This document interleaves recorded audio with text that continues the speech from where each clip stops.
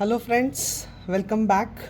So today we will see the next topic from microcontrollers, and it is USART, that is Universal Synchronous Asynchronous Receiver and Transmitter. So earlier you must have studied that in 8051 microcontroller you have UART, which is Universal Asynchronous Receiver Transmitter, whereas in case of PIC microcontroller we have Universal Synchronous as well as Asynchronous Receiver and Transmitter. This is also a full duplex mode. This also operates in full duplex mode. So again it has separate TX and RX line. Okay, so this TX and RX lines are basically taken from the port C pin 6 and port C pin 7. So RC6 and RC7 are associated with the transmission and reception pins respectively.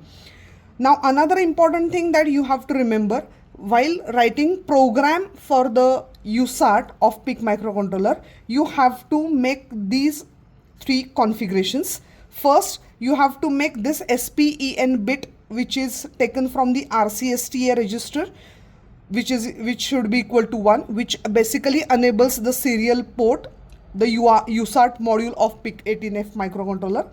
Next, you have to configure TRIS C 7th bit to be equal to 1, which is basically associated with the RX pin of the PIC microcontroller, that is USART, and TRIS C pin number 6 to be equal to 1, which is basically associated with the TX pin of the USART of PIC microcontroller. So these three configurations we have to do in while writing the program for the USART. Now another important thing is how to configure this USART module. To configure this USART module, we require three different registers. First one is transmit status and control register, which is also known as TXSTA. The second is receive status and control register, which is known as RCSTA. Thirdly, baud rate control register, which is also known as baud-con register.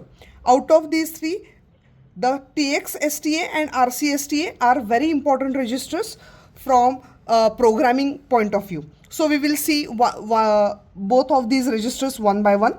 So first, TXSTA. Now TXSTA is a 8-bit register. We'll begin with bit number 7. Bit number 7 is CSRC bit. CSRC bit stands for clock source select bit. So this bit is of no use in case of asynchronous, but it is required in case of synchronous mode. So when USART operates in a synchronous mode, then this bit will come into the picture. In case of asynchronous mode, it will not come into the picture. So it will remain 0 in case of asynchronous mode. The next bit is TX9 bit. So when the USART is configured to transmit 9 data bits serially, in that case, to enable that, we have to make this particular bit is equal to 1 to enable 9-bit transmission. The next bit is TXEN, which is called as transmission enable bit. So when you want to transmit some data, you have to make sure that this bit is equal to 1.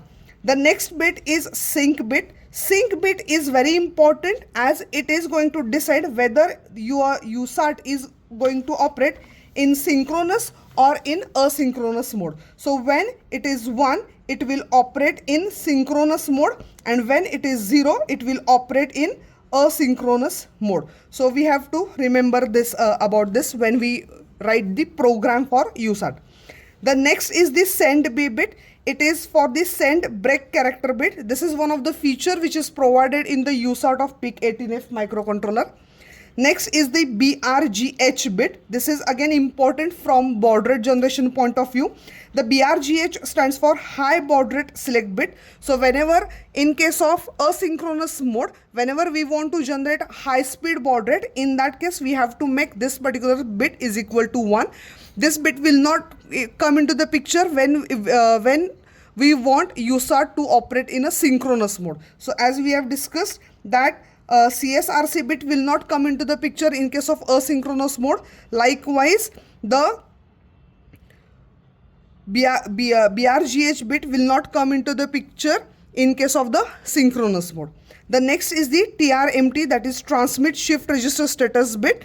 So it will simply show whether the transmit shift register is empty or full. So when it indicates 1, it indicates that the register is empty, and when it is 0, it indicates that the transmit register is full. And the last is the TX9D bit, which is the 9th data bit for the 9 data bit transmission data. So this is how the TXSTA register needs to be configured. The next register is RCSTA, that is a receive status control register. So receive status control register bit is shown here.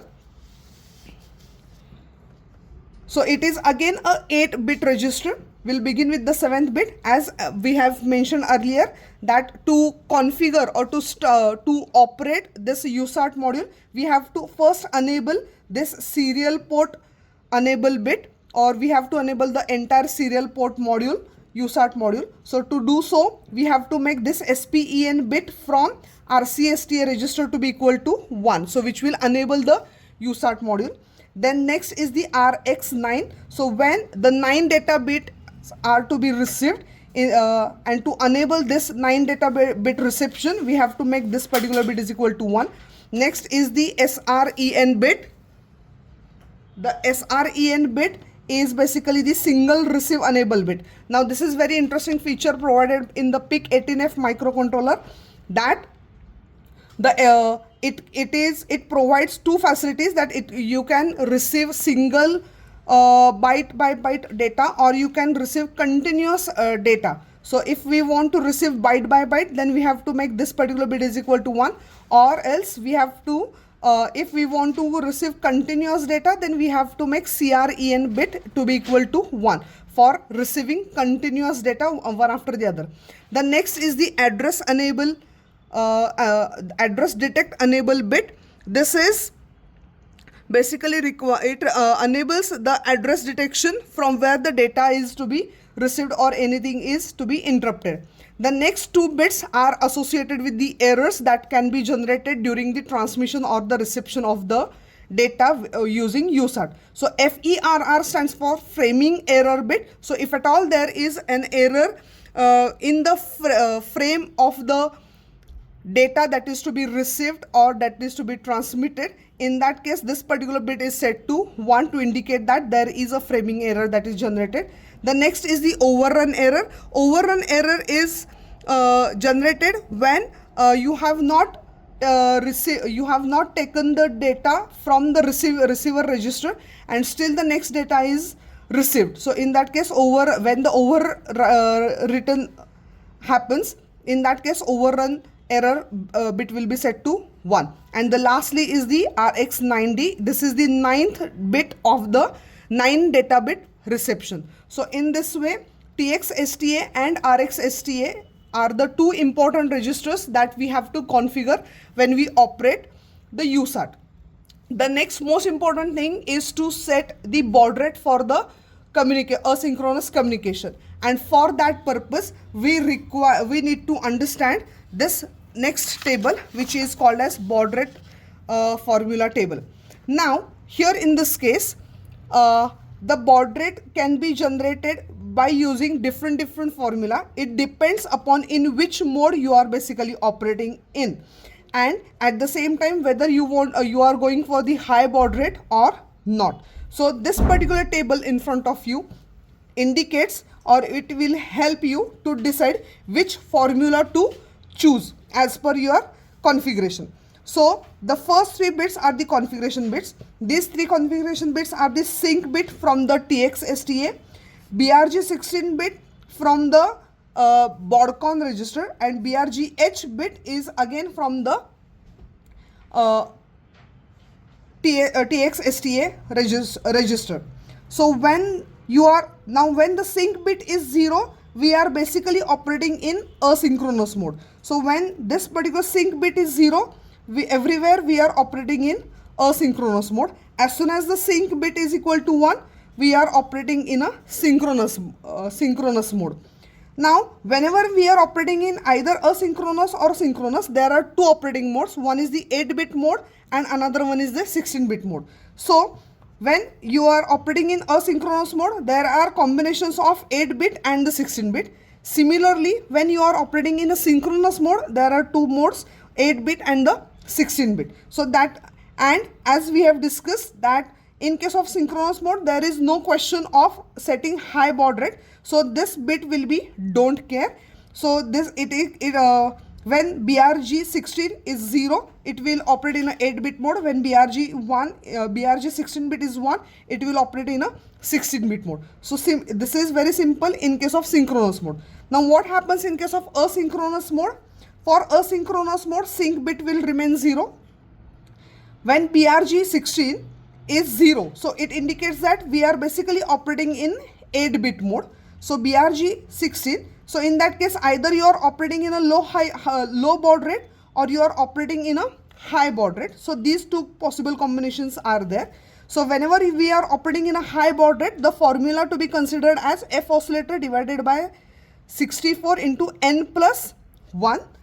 And when we are operating in a when we are operating in a regular baud rate, normal baud rate, then the formula is this. When we want to operate in a high baud rate, that means when the BRGH is equal to 1, in that case the formula is F oscillator divided by 16 into n plus 1. Now the same formula is applicable when we are operating in a 16-bit mode.